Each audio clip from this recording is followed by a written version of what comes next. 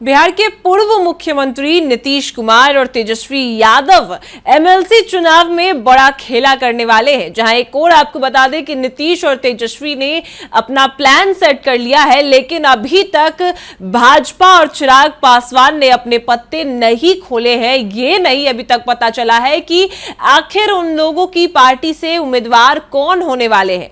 लेकिन इस बीच तेजस्वी और नीतीश कुमार की पार्टी से जो उम्मीदवार हैं वो फाइनल हो चुके हैं। कहीं ना कहीं उन नामों पर मुहर लग सकती है और जिस तरीके से कहा यह जा रहा है कि 8 जून को नामांकन की प्रक्रिया का अंतिम दिन होगा, लेकिन अभी तक किसी ने नामांकन का पर्चा जो है नहीं भरा है। और ऐसे में नीतीश ने तो अपना पूरा प्लान सेट कर लिया, अपने उम्मीदवारों का नाम फाइनल कर लिया और नीतीश तेजस्वी का पूरा प्लान तैयार है और बीजेपी चिराग पासवान को मजा चखा सकते हैं। चलिए सब कुछ हम आपको विस्तार से बताते हैं।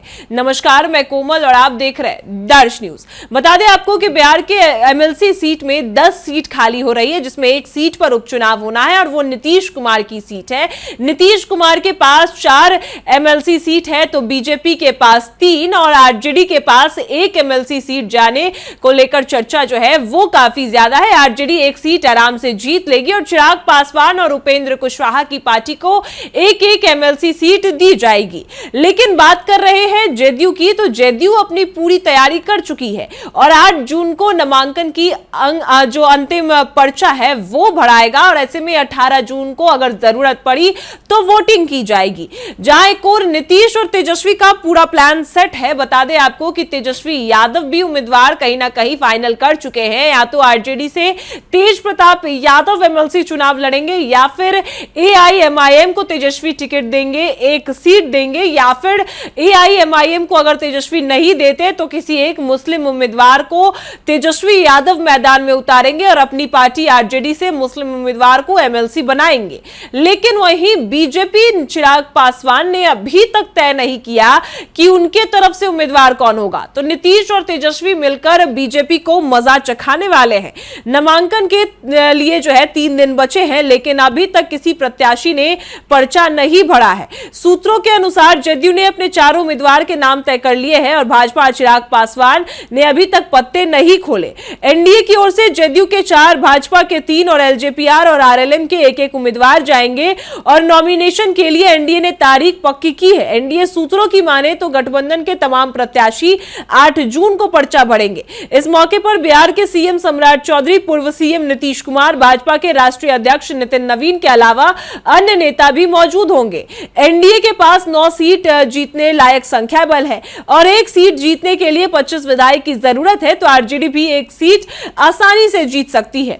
विधान परिषद चुनाव के लिए जेडीयू ने पूरी तैयारी कर ली है। विधान परिषद जाने वाले नेताओं के नाम भी लगभग फाइनल हो चुके हैं। सीएम नीतीश कुमार के नेतृत्व में नाम जो तय किए गए हैं उसमें स्वास्थ्य मंत्री निशांत कुमार है। इसके अलावा 3 और नाम जो है उस पर भी सहमति लगभग पक्की है। निशांत कुमार जो कि स्वास्थ्य मंत्री है, विधान परिषद जाना उनका तय है क्योंकि इस वक्त वो किसी सदन के सदस्य नहीं है और मंत्री पद पर बने रहने के लिए उन्हें शपथ लेने के लिए 6 माह के अंदर ही किसी सदन का सदस्य बनना जरूरी है। दूसरे नाम की चर्चा जो है जेडीयू से वो है प्रोफेसर नवीन आर्या। जेडीयू के पुराने कार्यकर्ता और नेता हैं, पार्टी में लंबे समय से जुड़े हैं और पार्टी के अंदर और सियासी गलियारों में इनके नाम की चर्चा काफी ज्यादा तेज है।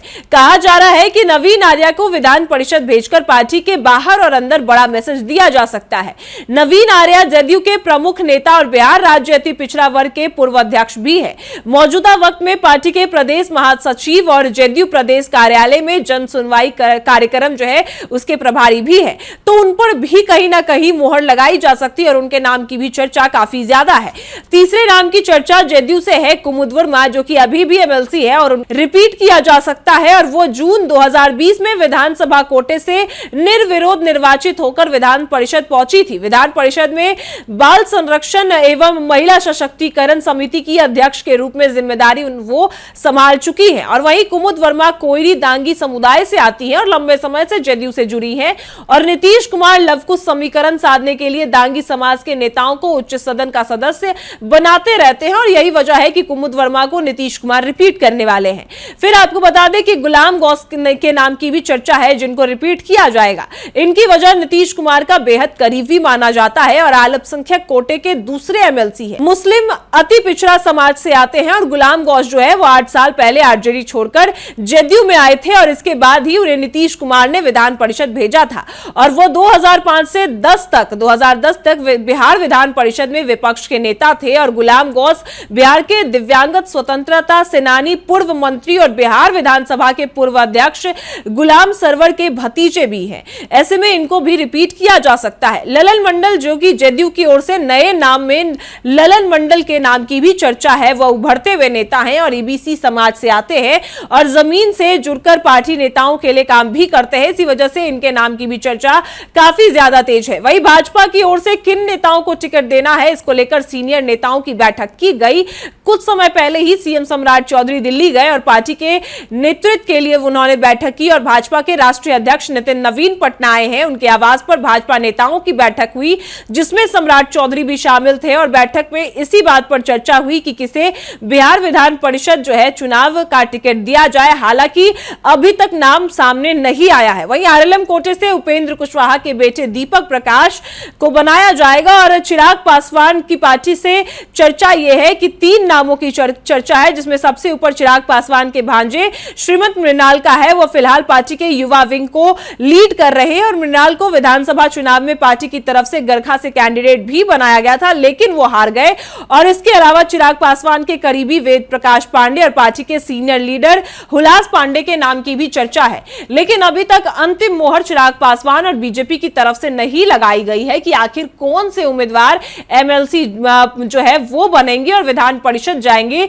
लेकिन नीतीश कुमार ने अपने 4 नाम फाइनल कर लिया है और एक ललन मंडल का नाम भी काफी ज्यादा चर्चा में है और इस बार जो नवीन आर्या हैं उन पर भी कहीं ना कहीं मोहर लगाई जा सकती है और 4 सीट जो जेडीयू के पास है इन्हीं में से कोई उम्मीदवार उतारे जा सकते हैं। और तेजस्वी का भी पूरा प्लान सेट है।